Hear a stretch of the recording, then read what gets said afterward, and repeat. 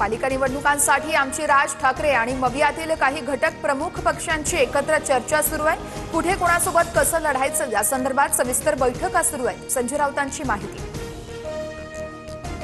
सरकारने कृषी धोरण जाहीर करावं। सरकारने 2 दिवस वेळ मागितलाय तर आपण वाट पाहणार। मात्र सरकारने भूमिका लवकर स्पष्ट करावी, शरद पवार यांची मागणी। मुंबईत आज ओबीसी नेत्यांची मुख्यमंत्र्यांसोबत बैठक। जीआर वरून घमासान होणार। वटीवार बैठकीला जाणार, तायवाडे बैठकीला जाणार नाही। मराठा आरक्षणाबाबतचा जीआर रद्द केल्यास मोर्चात मुख्यमंत्र्यांचं स्वागत करू। जरांगेंनी सत्यानाश केला, आम्हाला उद्ध्वस्त केलं, वडेट्टीवारांची टीका। आरक्षणासंदर्भातला जीआर रद्द करा, मग चर्चा करा, लक्ष्मण हाकेंची मागणी। तर निमंत्रण नसल्यानं बैठकीला जाणार नसल्याची हाकेंची माहिती।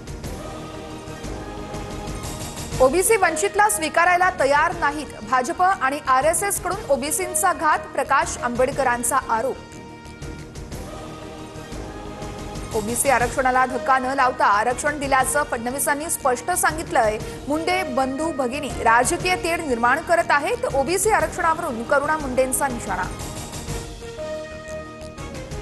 बाळासाहेबांच्या मृत्यूनंतर त्यांची विटंबना केली, रामदास कदमांना किंमत मोजावी लागणार। अशांवर मराठी माणूस फुंकतोय, संजय राऊतांचा कदमांवर हल्लाबोल।